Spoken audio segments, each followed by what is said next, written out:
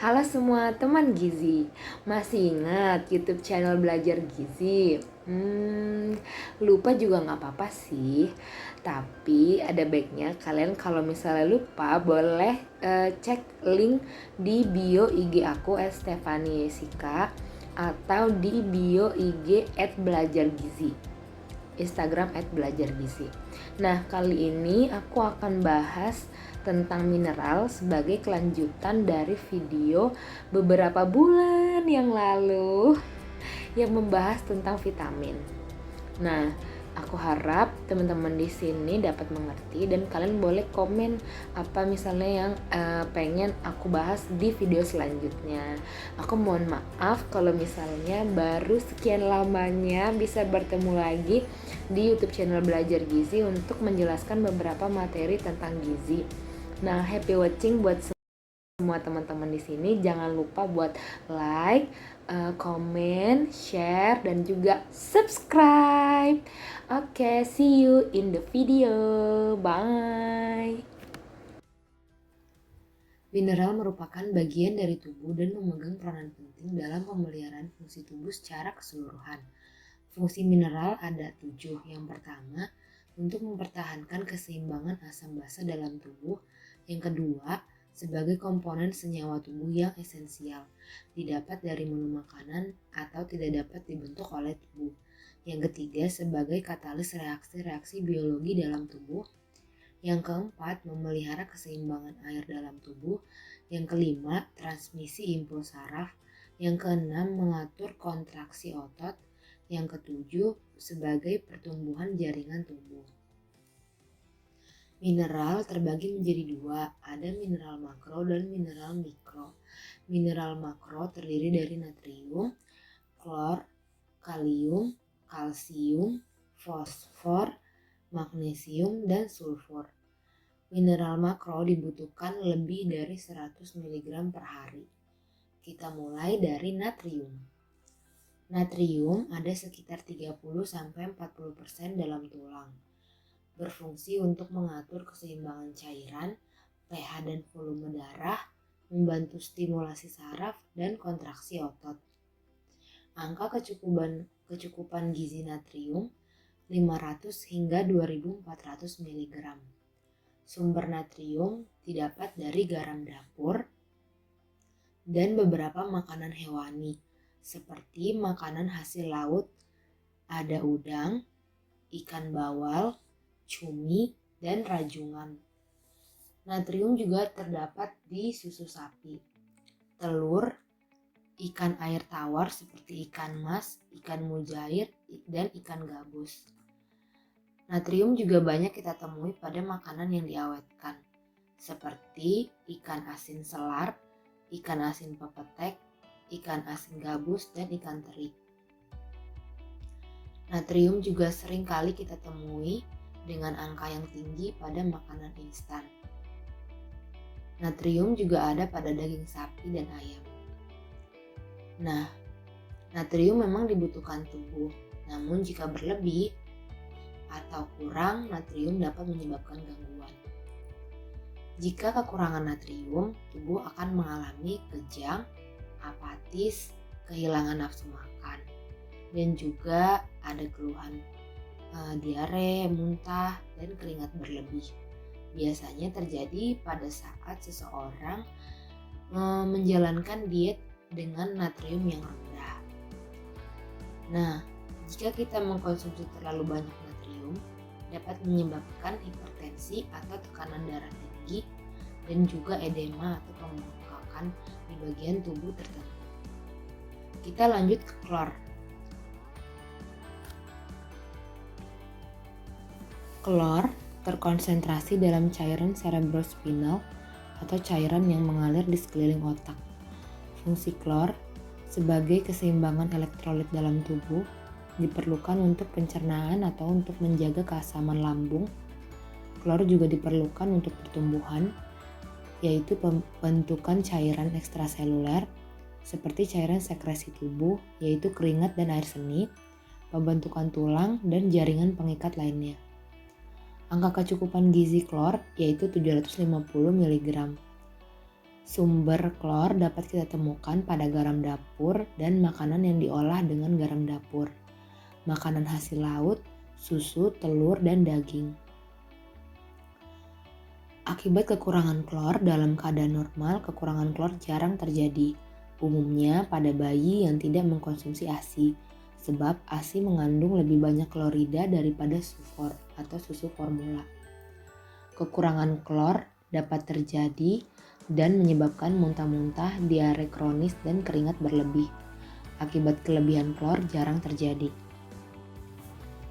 Kita lanjut ke kalium.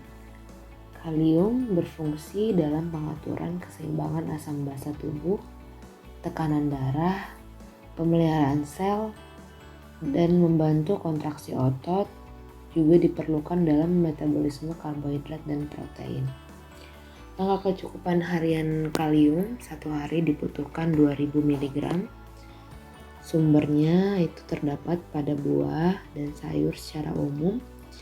Secara spesifik, buah yang mengandung kalium tinggi ada alpukat, apel, belimbing, pisang. Itu ada beberapa jenis pisang yang memiliki kalium tinggi, diantaranya pisang kepok, pisang uli, pisang lampung.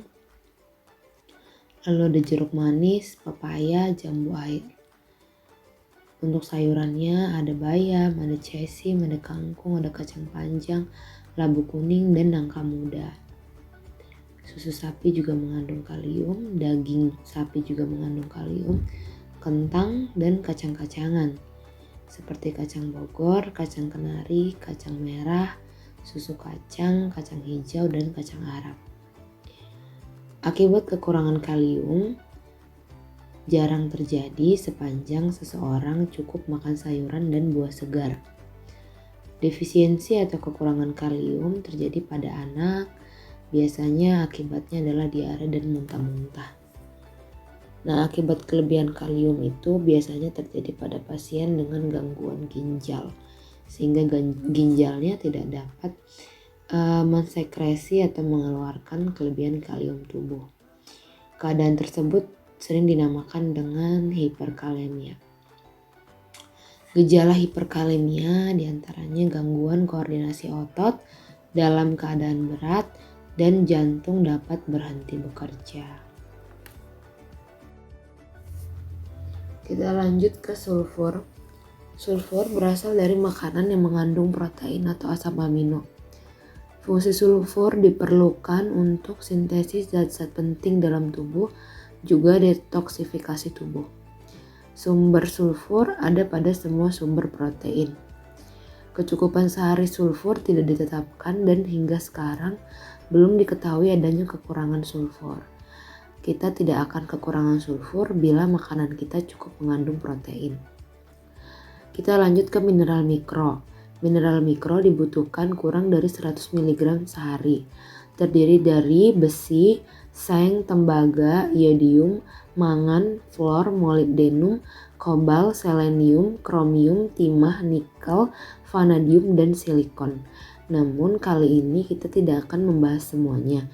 Kita hanya akan membahas beberapa zat gizi mineral mikro yang krusial dalam tubuh. Check this out.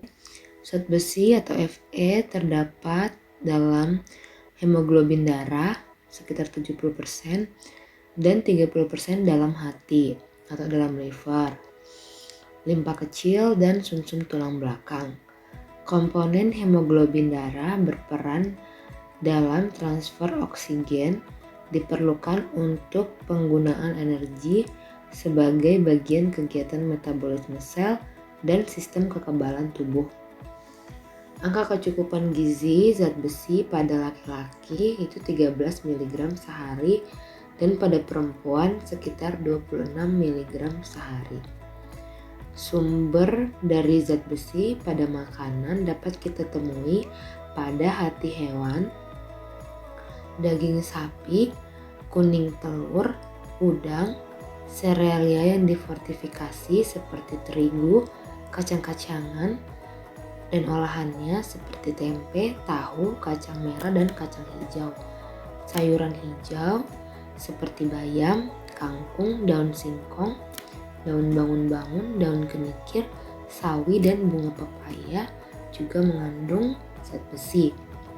Akibat kekurangan zat besi adalah anemia defisiensi besi dan gejala yang mengikutinya seperti 5L, yaitu lelah, lemah, lesu, lunglai, dan lalai, sehingga menyebabkan pucat, produktivitas kerja dan kebugaran berkurang, kemampuan belajar menurun pada anak, dan kurangnya konsentrasi. Selain itu, bisa terjadi juga penurunan kekebalan tubuh, luka sukar sembuh, dan kurang mampu mengatur suhu tubuh. Pada umumnya, yang mengalami gejala ini adalah perempuan yang sudah mengalami menstruasi dan persalinan, terjadi perdarahan, dan merasa tidak cukup asupan protein hewani.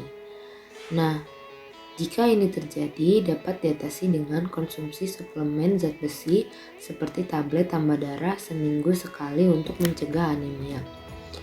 Akibat kelebihan Fe atau zat besi jarang sekali terjadi karena makanan, tetapi bisa karena suplemen zat besi yang tidak tepat pemberiannya.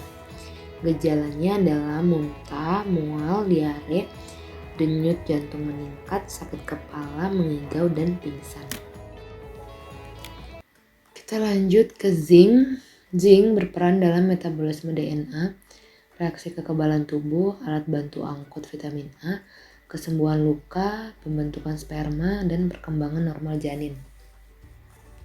Angka kecukupan gizi harian dari zinc pada laki-laki 13,4 mg dan pada perempuan 9,8 mg. Sumber zinc yaitu kerang, tiram, hati ayam dan sapi, susu sapi dan kambing, daging kambing, sapi, ayam, udang, hati ikan, dan kacang-kacangan seperti kacang hijau, kacang merah, tempe, dan kacang tolo. Akibat kekurangan zinc terjadi hambatan pertumbuhan dan gangguan pada sistem saraf pusat dan fungsi otak. Akibat kelebihan zinc yaitu keracunan akut dengan konsumsi 1-2 gram zinc sulfat atau 225-450 mg zinc per hari dapat menyebabkan rasa mual, muntah, sakit perut, dan diare berdarah. Kita lanjut ke iodium. Iodium adalah bagian dari tiroksin dan senyawa lain yang disintesis dalam kelenjar tiroid, mengatur reaksi yang berkaitan dengan energi sel, mengatur pertumbuhan dan perkembangan serta laju metabolisme tubuh. Angka kecukupan gizi iodium pada laki-laki 150 mikrogram dan perempuan juga sama. Sumber dari iodium terdapat pada garam fortifikasi, makanan laut, air dan sayur di daerah non-gondok dan hewan yang makan makanan tersebut. Daerah non-gondok yang dimaksud adalah daerah dengan tanah yang memiliki kadar iodium yang cukup tinggi. Akibat kekurangan iodium adalah gondok, kretinisme, pembesaran kelenjar tiroid, hambatan mental, dan pertumbuhan pada anak. Akibat kelebihan iodium, pembesaran kelenjar tiroid yang dapat menutup jalan pernafasan. Kita lanjut ke fluor. Fluor ada dalam tulang, membantu pembentukan tulang dan mencegah kerusakan tulang dan gigi. Angka kecukupan gizi fluor pada laki-laki 3 mg dan pada perempuan 2,6 mg. Sumber fluor diantaranya adalah air minum yang sudah difluoridasi, teh, kopi, makanan laut, dan kacang kedelai. Akibat kekurangan fluor, kerusakan gigi atau karies gigi, dan akibat kelebihan fluor yaitu fluorosis. Gejalanya enamel gigi menjadi buruk atau kehitaman. Tahapan selanjutnya terjadi kaku, sakit sendi, deformasi tulang belakang, dan betis yang bengkok. Kita lanjut ke selenium. Selenium berfungsi dalam metabolisme lemak. Bersama vitamin E dapat berfungsi sebagai antioksidan. Angka kecukupan gizi selenium pada laki-laki 30 mikrogram dan pada perempuan juga sama yaitu 30 mikrogram. Sumber dari selenium terdapat pada makanan laut, daging, hati, telur, roti, kacang Brasil, bawang, serealia, sayuran bergantung pada kandungan selenium tanah. Akibat kekurangan selenium yaitu penyakit Kesan yang banyak ditemui di Cina. Ciri-cirinya mudah lelah walaupun hanya melakukan aktivitas fisik ringan dan kehilangan nafsu makan.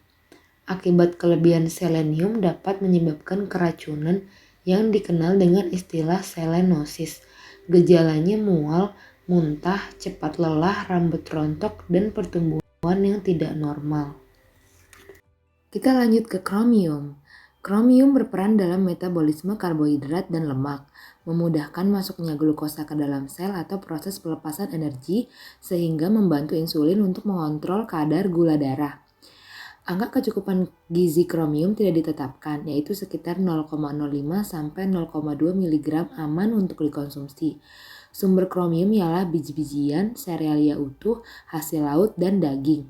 Akibat kekurangan kromium dapat menimbulkan diabetes atau penyakit gula, terhambatnya pertumbuhan, serta gangguan dan metabolisme protein atau asam amino. Dan akibat kelebihan kromium jarang ditemukan dari makanan. Halo semua teman gizi, gimana tadi paparan tentang mineralnya? Pasti makin paham ya tentang mineral makro, mineral mikro, akibat kelebihan dan kekurangannya, sumbernya, dan angka kecukupan gizinya. Nah, pada akhirnya kita dapat menyimpulkan bahwa tidak ada satu jenis makanan pun yang memiliki kandungan gizi yang lengkap kecuali air susu ibu. Itu pun buat anak usia 0 sampai 6 bulan aja. Nah, yang kedua, kita harus mengkonsumsi beraneka ragam pangan. Karena jika kita kekurangan zat gizi tertentu dapat mengakibatkan gangguan buat tubuh kita. Kita udah bahas tadi apa aja gangguannya. Nah, yang ketiga, kita harus senantiasa mengupdate informasi gizi kita supaya kita dapat terhindar dari masalah gizi dan kesehatan lainnya. Oke, sampai segitu aja dulu. Untuk pertemuan berikutnya kita akan bahas tentang gizi dalam daur kehidupan. Teman-teman, sekali lagi aku berterima kasih buat kalian yang sudah menonton hingga akhir. Dan juga aku mohon tekan tombol subscribe-nya, and then like, you can comment too, and share, supaya akunya semakin semangat bikin kontennya. Nah, sampai ketemu di video selanjutnya. Bye-bye teman gizi, semoga sehat selalu.